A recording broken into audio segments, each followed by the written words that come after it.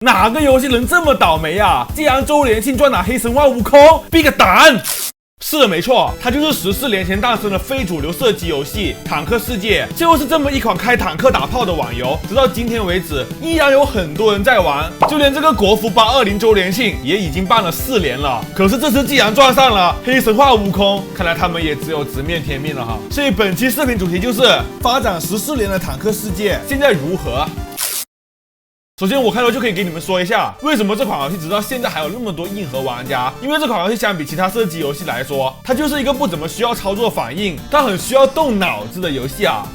这里肯定就有观众要问了，一个射击游戏怎么可能不吃操作反应呢？因为兄弟们要清楚啊，我们操控的是坦克，而不是人。你的炮弹是没法做到鼠标指哪打哪的，鼠标只是瞄准器啊。你要发射的时候，必须得把大炮转到需要对准的地方，才是可以成功打中的。而怎么才能走到一个适合你转炮塔打人的地方呢？这考验的就是走位和对于战场的把控了。所以从某种意义上来说，相比一个射击游戏，坦克世界其实更像是一个战略游戏啊。在这款游戏里，大部分模式都是一条命的，但是这就不得不提到坦克世界在玩法上去成功的设计了。通过假弹对抗和血条机制，为这种一命制提供了足够高的容错空间。比如驾驶装甲防护优秀的坦克，可以手动调整车体姿态，摆出一个最难被击穿的架势，像举盾一样抵挡住敌人的攻击。而血条这一看起来不太真实的机制，却可以让玩家能够大致计算自己的坦克还能承受几次攻击，来尽量避免见面一炮死的尴尬情况。可虽然坦克世界在机制上带来了很高的游戏性，但上手门槛依然是不低的。比如如何在假弹对抗中获取优势，依靠的是经验的积累。这里我就要说一点了，在我以前入坑的时候，新手教程都不完善啊，有一种盲人摸象的感觉，往往就是被各种大佬吊打了。然而现在环境好很多了，在官方不断的优化下，现在开局的新手教程非常人性化，用最简单的实战玩法来教会大家最基本的战斗逻辑和核心机制，甚至能让一个毫无坦克游戏经验的玩家很快的就了解到游戏的技巧。那么掌握了这些技巧之后，你的乐趣又来自哪里呢？这就是坦克世界最核心的玩法了，随机战，在15分钟内消灭对方全部坦克，或者占领敌方基地即可获胜。而坦克世界这个游戏玩起来最上瘾的地方，就是在这个达成胜利的过程中，每一局你都可以通过自己的操作判断去左右一条战线，甚至整张地图上战斗的胜负。这就是每一个坦克世界车长最大的快感来源。当然，除了经典的随机战以外，还有面向不同类型喜好用户的多种现实模式。这些特殊模式和经典的标准模式共同覆盖了所有玩家的偏好。就我个人而言，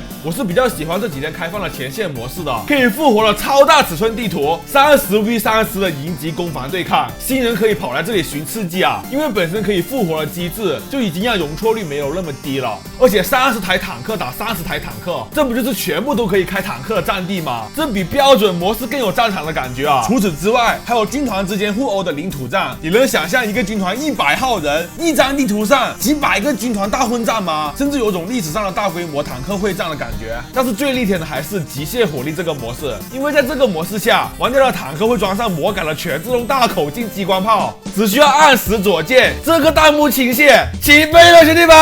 这真的是坦克吗？主打一个科幻好吧？当然，游戏主打的还是现实派的坦克。虽然游戏里由于和谐原因没有明说，但其实这里代表的是不同国家的坦克，像是苏系坦克、德系坦克、美系坦克，当然也不能缺了我国的坦克。坦克世界目前也是有在不断的新增其他科技树和机制的，比如最新的追系机炮系，也是游戏中首条以全自动机炮这一新机制作为主武器的科技树。据说它的原型是捷克斯洛伐克的双联装防空车。我是不太懂坦克，大家看到熟悉的坦克，可以在评论区和公屏上讨论一下。但是这个我懂啊，这台名为神威勇武的坦克，它联动的甚至是三国里的关羽，甚至还请了于庸关老师出来拍宣传片。8月20号周年庆活动开启后，老车长回归也有丰厚福利，25万全局经验登录就能领，还免费送几个周年补给品啊，甚至有机会从中开出关羽车长和二爷的赛博赤兔马神威勇武，传说中绝版已久的求1万也终于返场，还有其他的常规活动福利，大家记得都领一下。反正总的来说，坦克世界是一款非常不同寻常的射击游戏，可能刚上手会有点难度，但是在你玩过几把之后，真的上头兄弟，真的感觉好像没玩过这种游戏，你知道吧？直接治疗我的电子阳痿了，属于是。